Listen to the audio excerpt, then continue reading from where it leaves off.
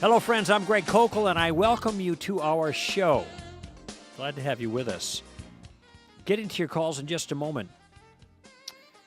Heard something interesting on the radio today. It was an interview with Elaine Bennett. I guess it's Bill Bennett's wife. And she was, I think, has written a book that has to do with the difficulties for young women in our culture growing up, some of the problems. I was alerted by the topic because I have two little girls, a 9 and a 6, and was wondering about some of the details. I had very, very sketchy reception where I was driving there along the Malibu coast on my way to the office this morning. So, but I did hear a statistic that was disturbing. Actually, I heard two. Did you know something like 20, 30, 40 years ago when I was in high school, there were two sexually transmitted diseases, STDs, and now there's over 300. How'd that happen? I mean, that by itself, properly understood, properly assessed, ought to be enough to scare kids straight. It doesn't, apparently, but maybe they haven't been told. That really wasn't the statistic that I'm concerned about, though. She said that 85% of women under 30 are not married. 85% of women under 30 are not married. Now, maybe this doesn't trouble any of you. Some of you are thinking, well, what's the big deal? And I'm not suggesting there's a moral problem here, but I just want you to think of the ramifications of this. I think there's a reason why 85% of the women under 30 are not married. It's because in the last 50 years, there has been a different ethic that's been promoted among women. And the ethic is kind of be all you can be. I am woman, the woman's live movement, women's rights, all of these different characterizations of this change in our culture in the last 50 years. And of course, I'm not against women being equal with men, all things being equal. That's not my concern. I don't want women to be firemen when they can't do what the man can do. If you got to change the rules, now some women can do what the man can do, fine. But if the woman can't do what the man can do, then she shouldn't get the job, just like some men can't do what the qualified men can do, and they don't get the job. So I'm not against that, but I see this, there certainly has been this professional emphasis in women getting into the workforce and not being in the family, and so the ethic has changed a little bit. Now, I hope you realize that once you cross 30, your chances of getting pregnant are much more difficult, right? And by the time you cross 40, you can pretty much forget about it without medical help. I'm making generalizations. There are exceptions. I think my mother-in-law had her last at 51 or something. 95, 55. Oh, no, I guess she wasn't that old. 40. She was 40.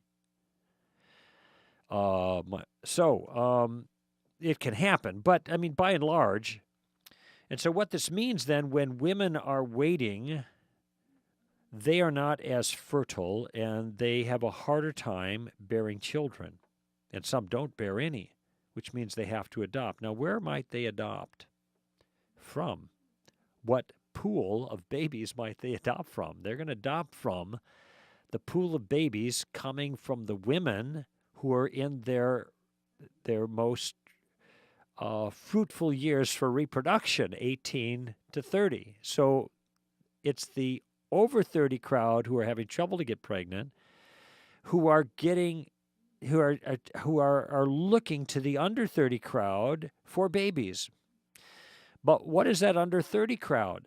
That under 30 crowd is 85% single. So what is a single woman going to do if she gets pregnant with a baby that might be given up for adoption? She's either going to keep the child or she's going to have an abortion.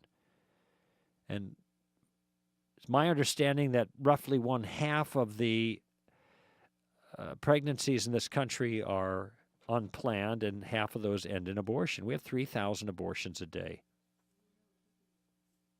Actually, it's more than that. Scott Klusendorf said a couple weeks ago it's 4,000 a day. Is that right? It's a lot. That's how many babies are being disposed of.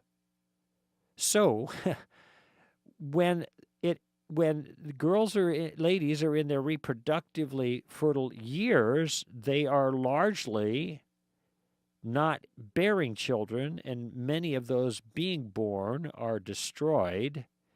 And then they get in their not-so-reproductive years and want to have babies, so they're looking to the early years to get babies from, but those babies are being destroyed. You see the dynamic there. Now, what this means is that there are more and more people getting older and fewer people to replace them.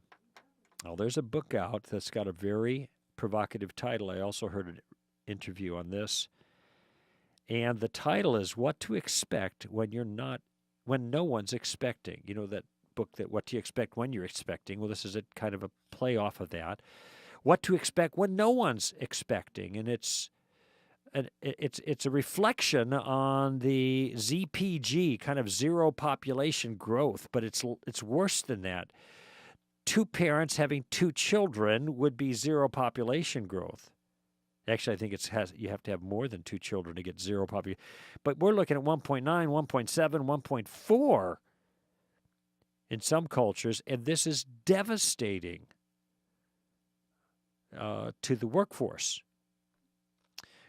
which must support an aging population. See, this is just part of it, one of those things that no one seems to be thinking about. What they're thinking about is a new ethic. And this reflection here is broadly under the category of ideas have consequences. And there's another aspect too, and that is we know what's best.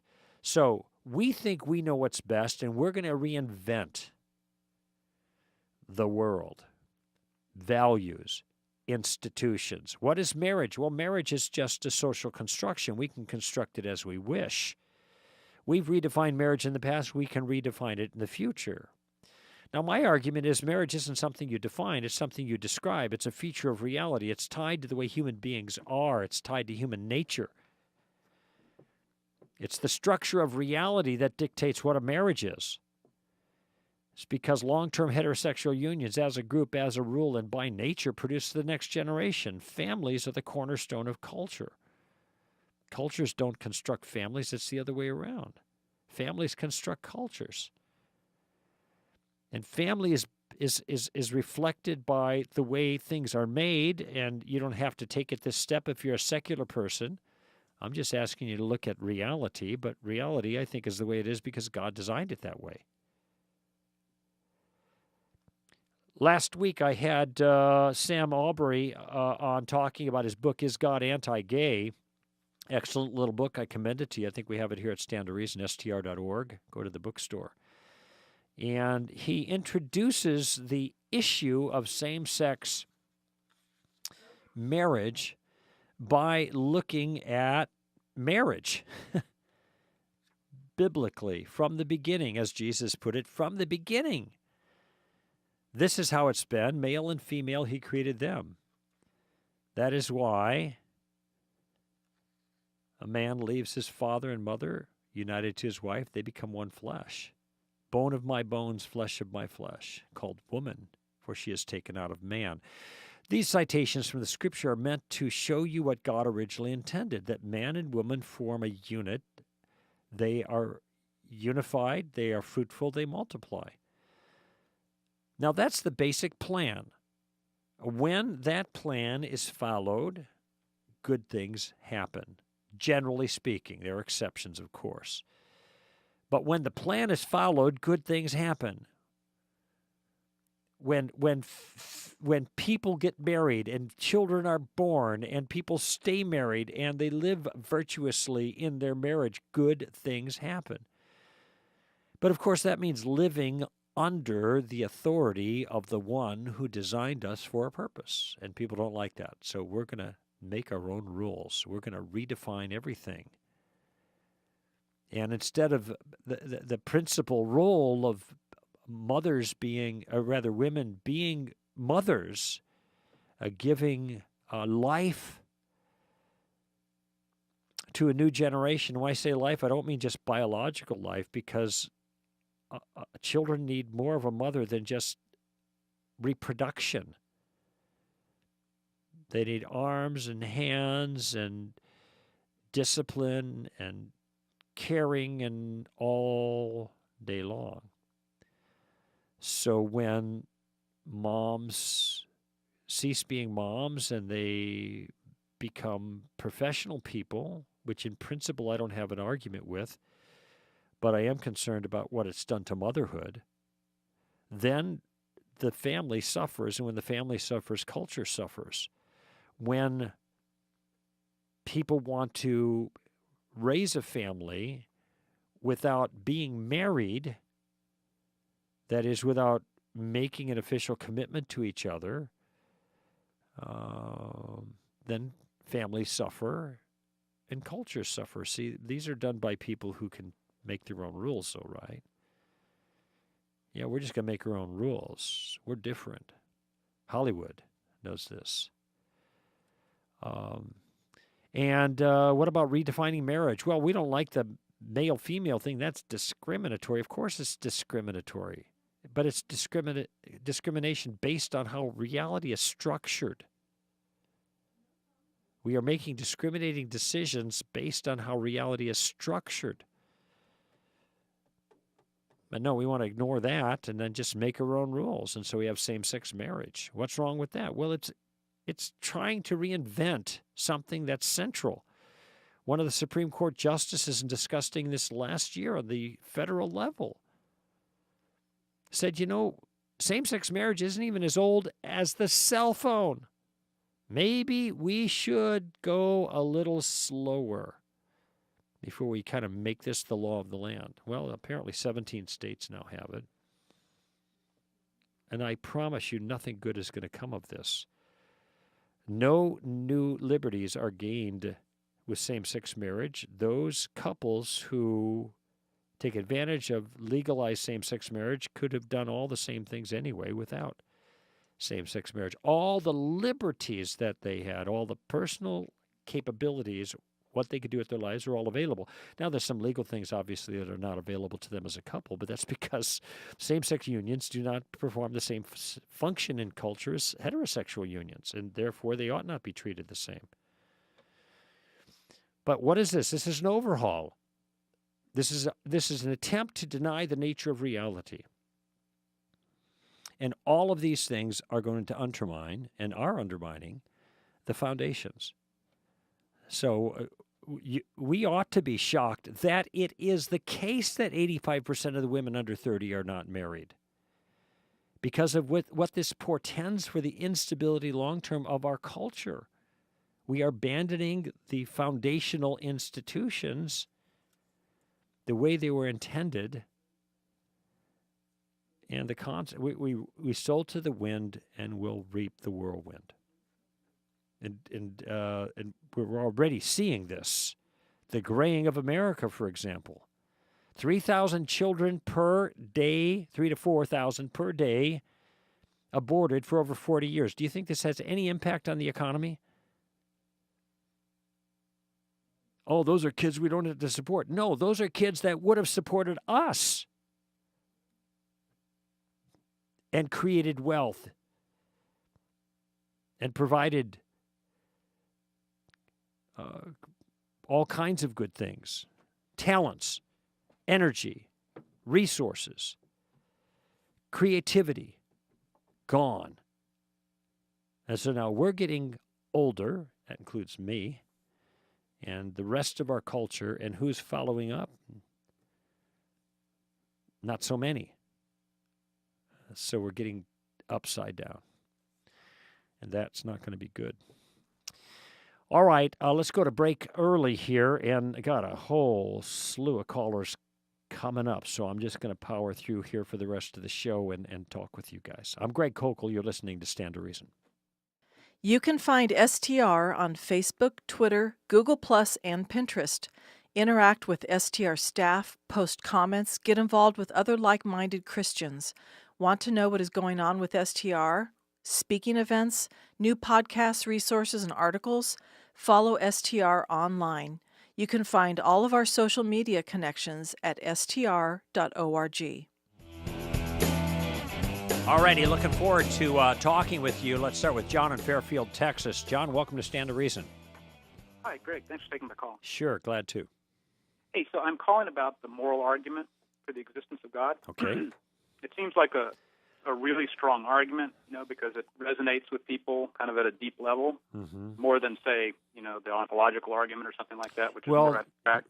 I agree. I think the ontological argument is so esoteric, it's hard for people to even figure out how it works. And I'm one of those. But the moral argument resonates because it seems clear that morals are objective in some sense. And even if we don't understand the language of grounding, we also seem to understand the notion that obligations are held between persons. And so if they're objective, transcendent obligations, there has to be a transcendent person or a moral lawmaker that is responsible for the making of the laws, right? Right. Well, that's actually exactly what I wanted to suggest, because what I'm going to do is suggest a change in how it's typically worded. Because typically, like the major premise is worded something like, if God doesn't exist, then objective moral values or objective moral duties don't exist, and that would be the major premise of the argument. Right. But and by the way, just to cash this out, just so, because this is a very particular form, just so the listeners are following, it's a modus tollens, but moral obligations do exist, and therefore God does exist, right? Right. Okay. Right. Completed. Right. So now, the problem, the key word there is objective, right? And the problem with the word objective is that it can have more than one meaning. Yeah, like just about every other word in the dictionary is like that too. Right. Well, here's the thing: if we were to make a simple, I'm just recommending a simple substitution here, and you even used it yourself actually when you were kind of summarizing it. You used the term transcendent.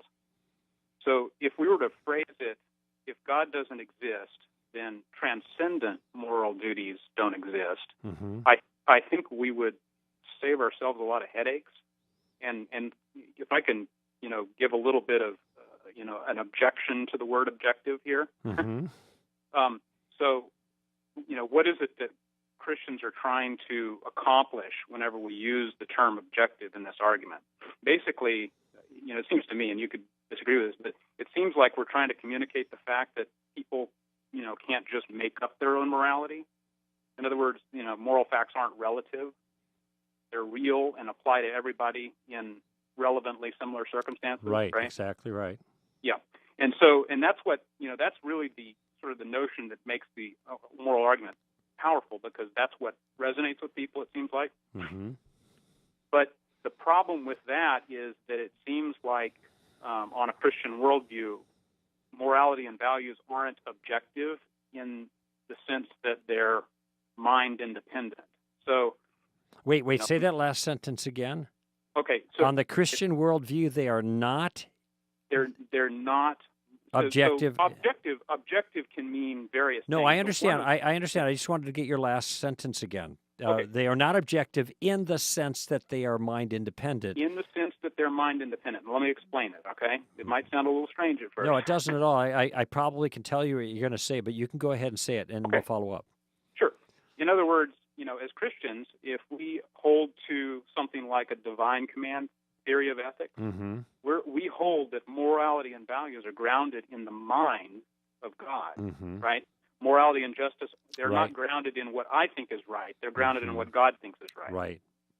So, therefore, it's impossible on a Christian worldview for moral values to be mind independent, because they can't be independent of God's mind. Yes, right? but see, just what you've just done is you've created an error of equivocation, just like is done in the case of objective. And maybe you haven't realized it. I don't know. I think your point is a fair one, that when you have equivocation, that is, where you have one word that has multiple meanings, that it's possible, or even a phrase like mind independent, it is possible for that to be misunderstood. And I do think it is misunderstood. The irony is that I was just reading some notes I was taking to clarify this very problem just earlier today before the show. Not for the show, I just happened to be looking through them. So, the way to repair the problem, repair the breach, is either to clarify what sense of mind independent you have in view. Almost said in mind there. I didn't want to complicate things, though. Or what sense of objective you have in view, or to use a word that is not as equivocal. Yes. And this is where you've suggested transcendent. And this, I mean, I think this is a nice solution as far as you've brought it. Although I'm wondering if we mean quite the same thing when we say transcendent as what we mean by objective in the appropriate sense, or mind independent in the appropriate sense. I think you see the problem with objective. That is, it could be objective that is mind independent, or it could be objective that is where psychological objectivity, which means that you don't have a horse in the race or something like that. And of course, that's not the case. But I think that there is a confusion about mind independent that needs to be clarified. What is it in morality that is mind independent? And the thing that is mind independent, when we refer to morality being objective versus subjective, is not its source, but its truth value. That is, when I say that morality is mind independent, I'm saying not that it doesn't come from a mind, but that its truth value is not dependent on a mind. And I believe there are objective things in the world, like my glasses sitting here on my desk. However, those things are not mind independent either, because I think a mind created those. A mind is responsible for its existence, my glasses and everything else. But they still have objective reality or objective status in the objective world. By the same token, moral truths have objective status, even though, that is mind-independent status about their truth value, even though it is a mind that is responsible for their existence. Now, does that distinction make sense to you? Well, I understand your distinction. It's just that when we use the term objective in other ways, we're typically using it for properties like quantity or color or temperature, things like that, size. No, well, but you just identified physical, natural qualities. It would be apply to non-natural qualities too, like right and wrong. Well, see, that's begging the question. I mean, that's what I'm objecting to in the term objective. What I'm saying is that typically when you're talking with like an atheist or an agnostic or something, and you use the term objective, they're thinking of those types of objective properties, things that are sort of independently testable, or wait. In other words, it doesn't. You're right. Wait, but you're just mixing categories here. Because when you say they're objective, that does not mean they're independently testable. They may not be testable at all. Being testable, identifies how you know whether they're true or false. It does not identify that. It does not create the status of being true or false.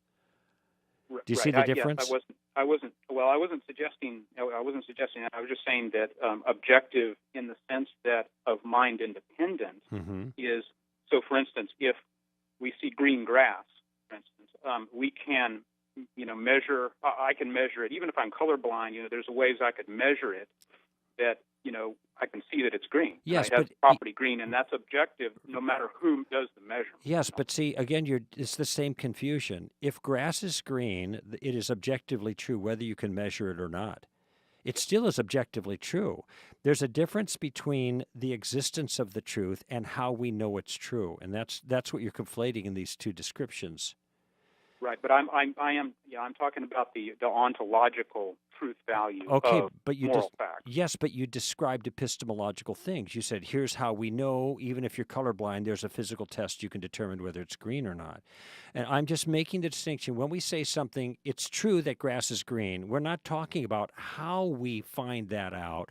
We are talking about a quality that is objectively the case. Right. Mind independent with regards to green, and saying rape is wrong is objective in exactly the same way. That is, the truth value is secured regardless of how we know that rape is wrong. If rape is wrong, it's a quality objectively of the action itself.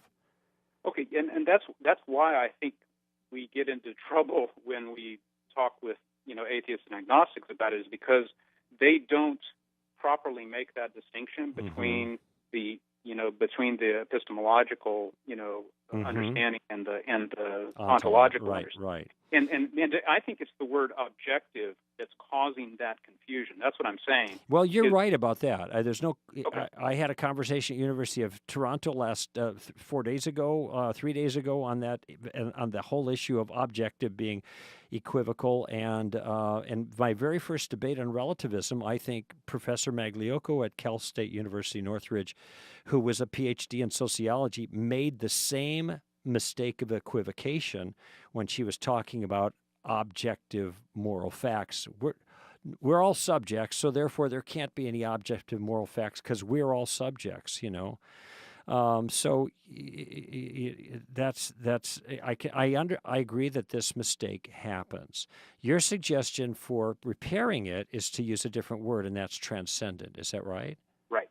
So tell me how you would kind of fix the problem. Would you just simply say, if God exists, then transcendent moral duties or facts or whatever, morality, if God does not exist, transcendent moral obligations would not exist, but those that do exist, therefore God does exist. Yeah, exactly. Now, do you envision any difficulty with the word transcendent moral obligation in the same regard that you have objective? I'm just wondering. Well, I've heard people use the term objective. I haven't used it that much myself. I've not gotten into too many conversations, but I've talked with one agnostic, and they seem to understand exactly what I was talking about. Right. And so I didn't run into the standard problems that you might if you're using the term objective.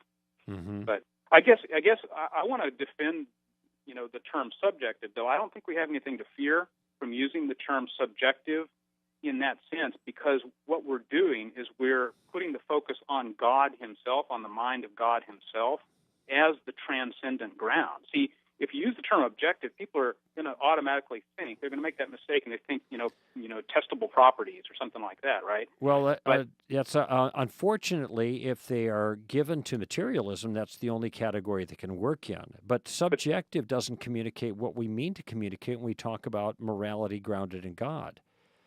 Subjective doesn't mean that it is a subject that is responsible for its existence, but rather isn't God responsible for the existence of moral facts? No, that isn't what subjective means. Subjective means that it's the subject that is the truth maker. That is, if you believe that grass is green, then grass is green for you. If I believe that grass is purple, then grass is purple for me. The subject is the truth maker, not the object in the case of subjective truths. So if we say that morality is subjectively true with regards to God, then we are simply saying that God believes they're true, but that doesn't give us any reason to believe that they should be true for us. I can make my own truth claims and secure them in the same subjective way that we're saying God does. Do you see the difficulty?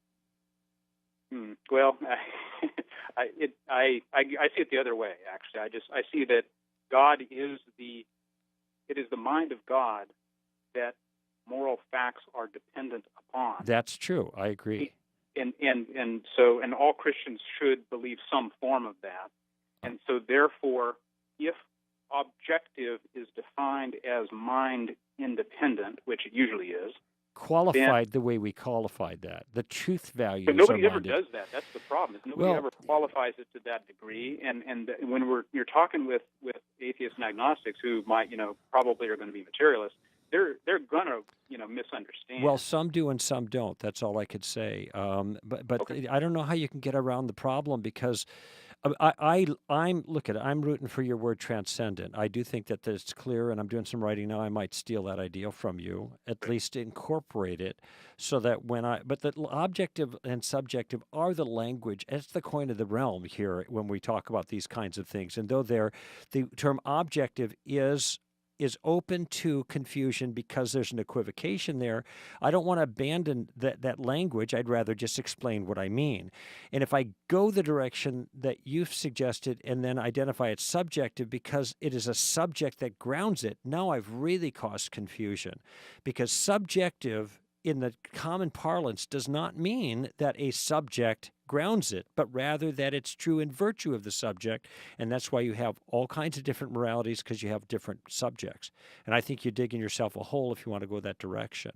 Well, because God is the transcendent subject, then morality is transcendently grounded in God as the subject. I agree. The existence of morality, not the truth value. And that's the distinction between subjective. How can you make a distinction between the existence and the truth value? Well, because there is a distinction. That's all I could say. When we say that subjective, we talk about subjective truth. The most precise way of talking about it is that it is truth for the subject. Okay, but that doesn't mean it's actually true. There are all kinds of things true for people that are just false in reality, objectively, in the sense that we both understand it. What I want to say is, and what you're saying 99% here, is that God grounds morality. God, of course, is a subject. He grounds morality. He's the subject responsible for it. But all those objective things that you talk about, too, in the physical realm, he is also the subject responsible for that. So we could say that all physical things are subjective because they come from a subject since God created them. And that, I think, just creates confusion. I don't. Well, would you say that you agree with the fact-value dichotomy, right? That you can't ground an ought from simply in from a simple is. Well, yeah, it takes an argument with a factual premise and a moral premise to come up with a conclusion that has a moral feature in the conclusion. Right. Right. So the distinction you're making, like say grass and things like that, right? They're certainly dependent on God, but we're able to say things like grass is green, about those things, whereas it's not that we can't jump to oughts or moral values. No, I understand that, like grass ought to be green. But I am just simply saying that the way that you define God as the subject responsible for morality, he is also the subject responsible for physical things, in that he is the creator of those. He is the one responsible for their existence. So the word subjective would apply even to objects in the sense that you just used it. This is why I think it's even more confusing than the equivocation with objective. Let's just leave it at that for now, okay? Hey, thanks for hearing me out. Appreciate John, it. no, you'd made really good points, and I think that your idea of substituting transcendent for objective could clear up some confusion. At the same time, those words are the standard ways that, more precise speakers talk about that.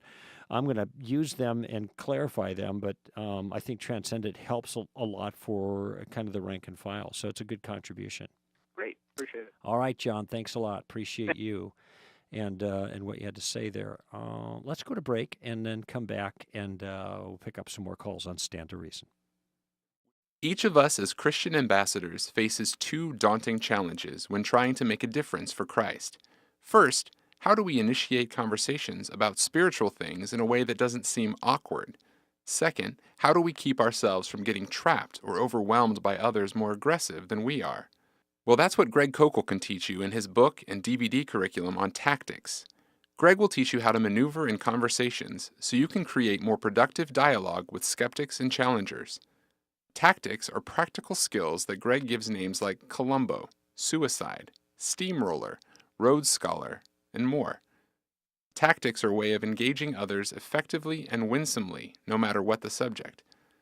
If you're tired of finding yourself flat-footed and intimidated in conversations about what you believe, if you want to increase your confidence and your skill in discussions, no matter who you're talking to, then Tactics is for you. Order Tactics in book, DVD, CD, or MP3 format at STR's online store at str.org, or simply give us a call at 800-2-REASON. That's Tactics, a game plan for discussing your Christian conviction.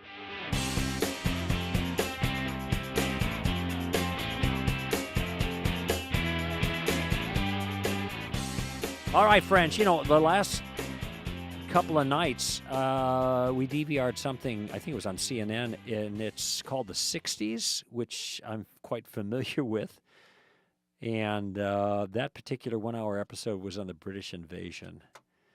And that was so much fun because it wasn't just the Beatles. It was the Dave Clark Five. It was the Kink. It was the Who. It was the Kinks, rather. It was it was the Who. It was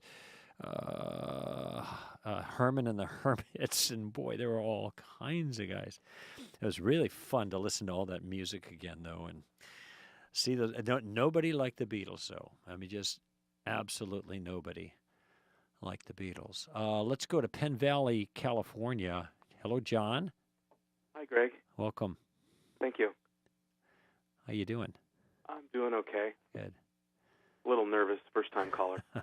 You sound the soul of self-possession. Okay. I'm really so thankful for the privilege to call you and for the incredible ministry you've been in my life. Thank you. It always makes me happy to hear that.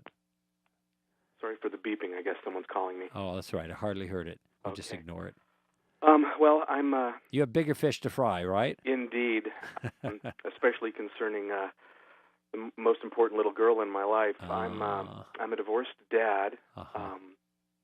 Mom chose alcohol over us, Uh, and I just wanted to know if you had advice that you could give me on raising my daughter, or just ways to make her a better servant and ambassador for Christ. Oh, gosh. Well, that is a tall order. Well, it wasn't anything like the last call, boy. That was No, well, yeah, over my I head. had my feeling. I hope we didn't lose listeners on that one. But you know what? This show's not for everybody, and so there are not too many shows where you can have that kind of conversation, where you can imbibe in that kind of conversation or listen in. It seems to me. So sorry if we left some people behind, but as my brother once said, if it goes over your head, maybe it hit the person behind you. So advice on discipling your daughter on weekends, basically, is what you're asking. So you have weekend custody, is that right? Yeah. Well, I read a blog or a tweet about 2 or 3 months ago, and I'm trying to remember who it was. If it was Justin Taylor or someone like that who said, or Tim Challies possibly, said that the most important thing that a father can do is show his children what God is like.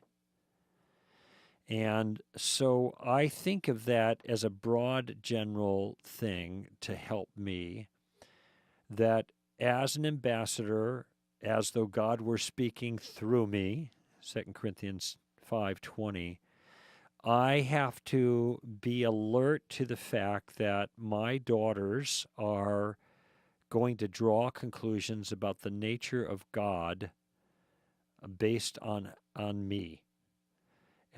Taken kind of in a totality.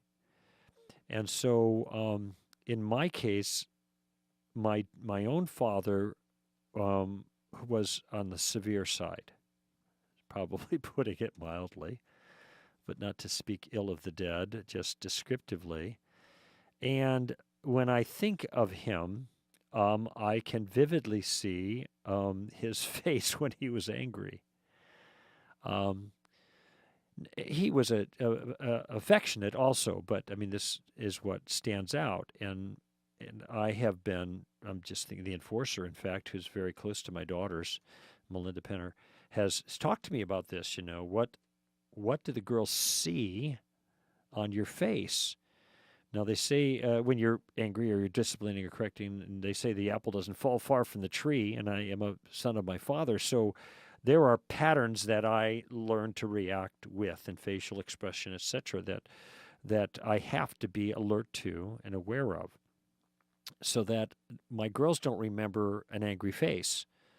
And I want to give them something else to remember. So I am thinking much of the time about what are they picking up now? What are they learning here about me? Because I know they're going to transfer that to their understanding of God.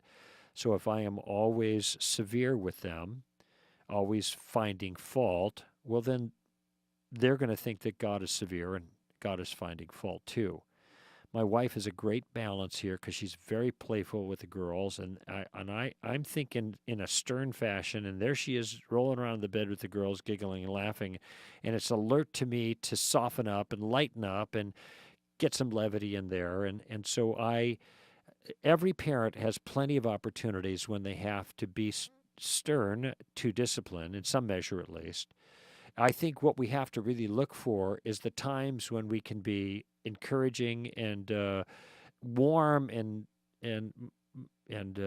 affectionate. There was a little bit of trouble this morning on the way to school, and there were some tears, and just it was a bad start, And I realized the best thing I could do with the daughter in question was just to go in and put my arms around her and hold her a little bit and just rock her and just be there for her in a comforting fashion without trying to unravel the intricacies of the conflict at that moment. Right. So I'm thinking, okay, I'd already talked to her about, okay, do this, don't do that part, and then she's crying, and then so now I'm in here.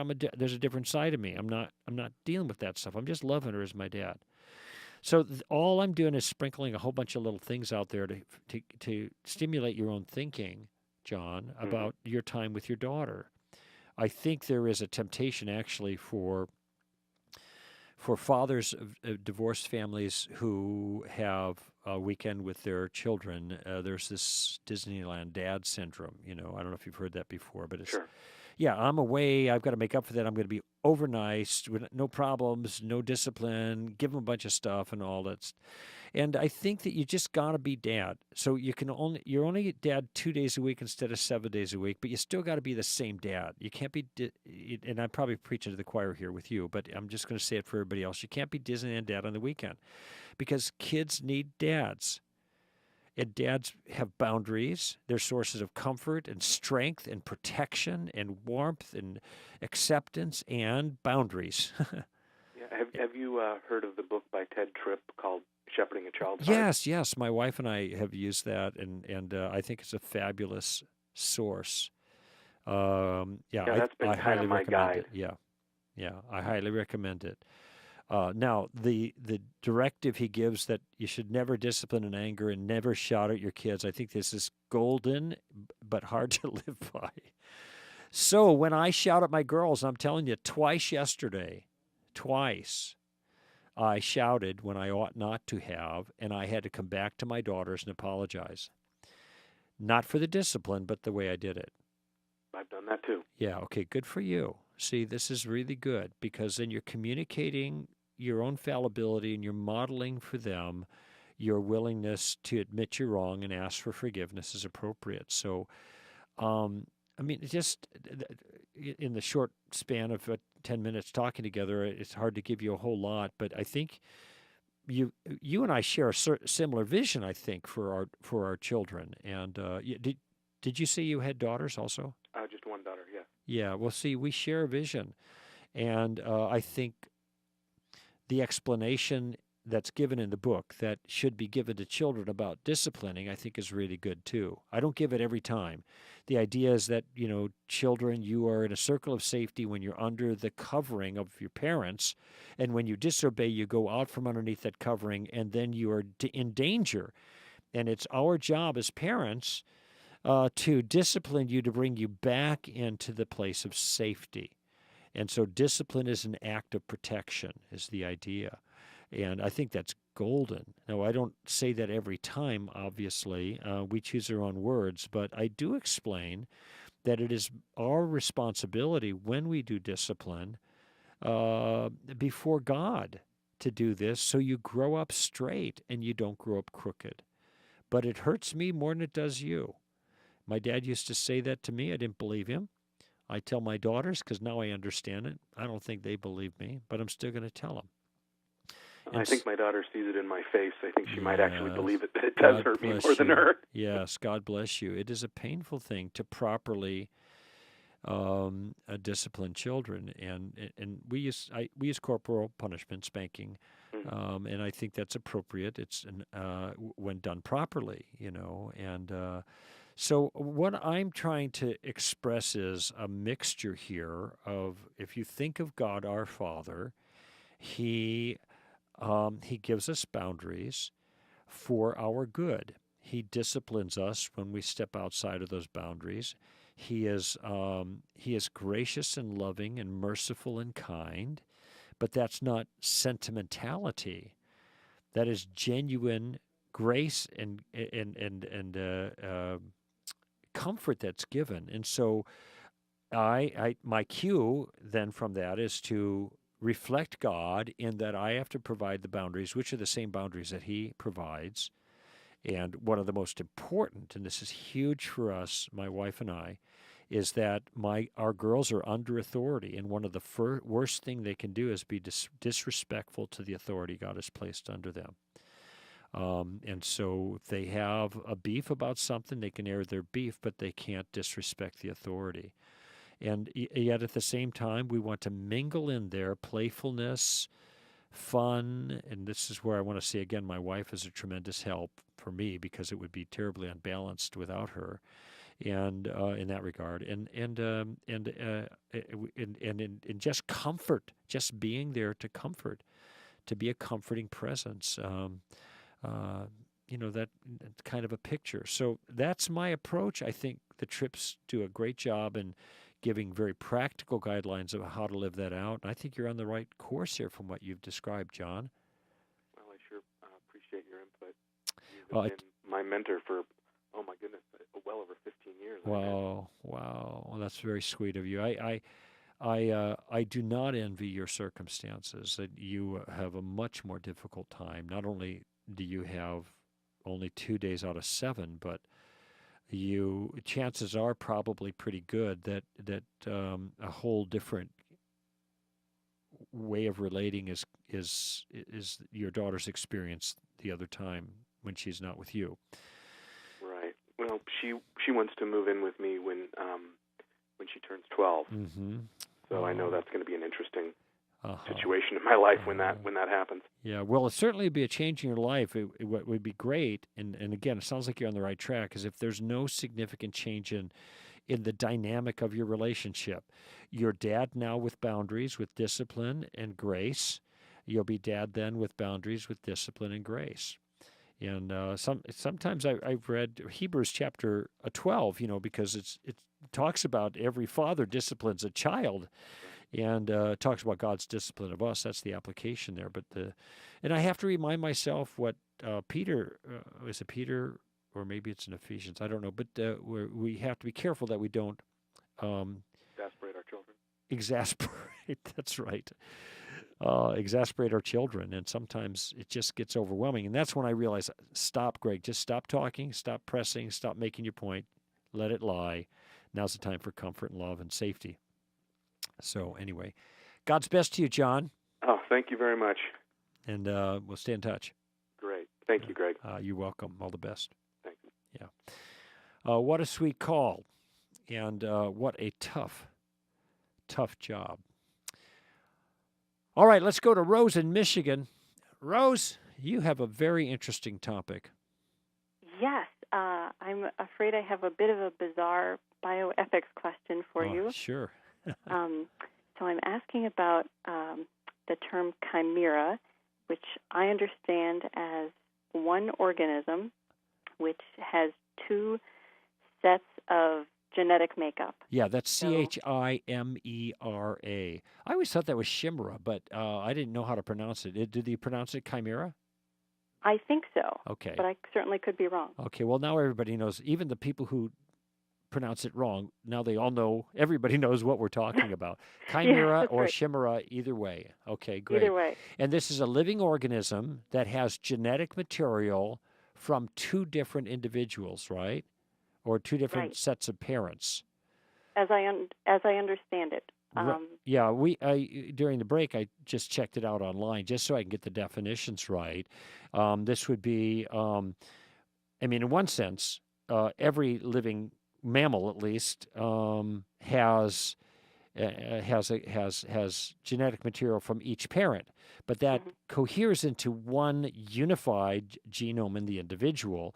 And a chimera or chimera has genetic material from what looks like two sets of parents, and so one a full set of DNA is directing some aspect of the development of its body, and a totally different complete set of DNA is directing the development of a different aspect of its body. Well, yes and no. I think it's not two sets of parents, but one set of parents will produce, say, two embryos. So you'll have, two twins. Two twins or one twin? Two twins. And then one will not thrive and will start to die, and they will combine. Uh-huh. And so the individual who's left over has the genetic material from both.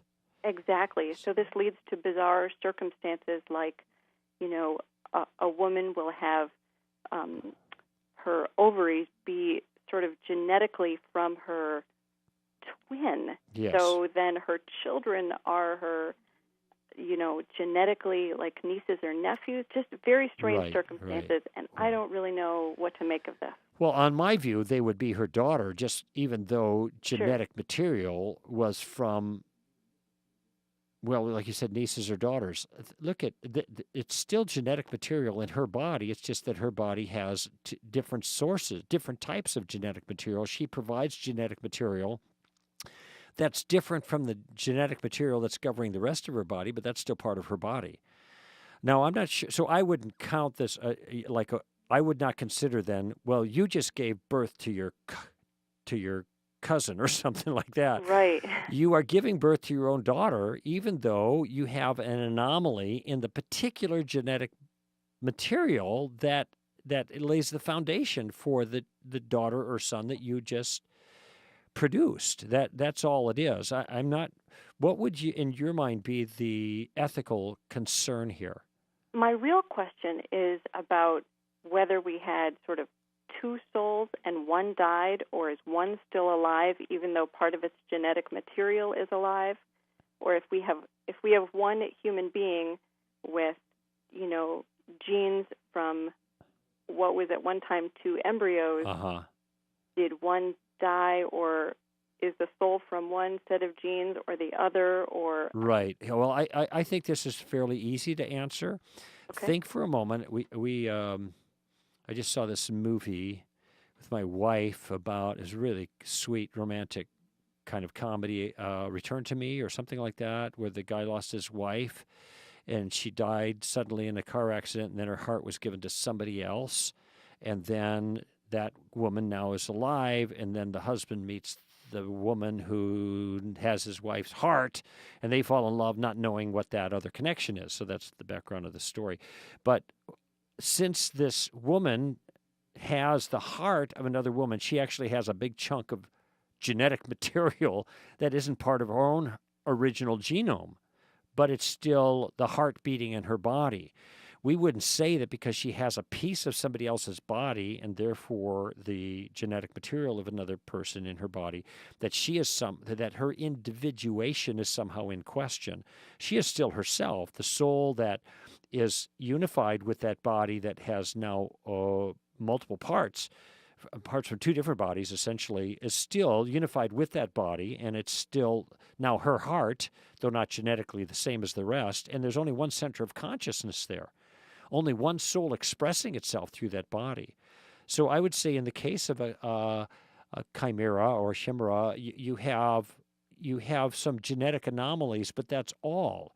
You have one soul manifesting itself in control of that body, which is obvious because one person is speaking. Now, by the way, there is a set of twins that were conjoined so much so that they have one set of legs and one set of arms, but two heads. And they are distinct individual persons.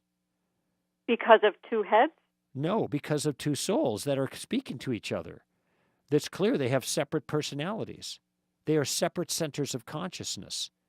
I mean, you can find them on the internet. This isn't a circus act. This is a very well-known couple that does sports together, and it's an amazing story. And I'm not trying to, ridicule or anything. I'm just simply saying there are some cases where you have separate bodies conjoined together and two centers of consciousness express themselves very freely. And in this case, there's two heads, and that's why it seems that you have that. In the case of the chimeras or chimeras, it seems like you have a genetically diverse body with one soul governing it. So there's one individual, not two. All right, so there's my summary statement. Rose, very interesting problem. I never even heard of this before, but I'm glad you called to talk with me about it. All right, hour number 3 ahead. Look forward to talking to you on Stand to Reason.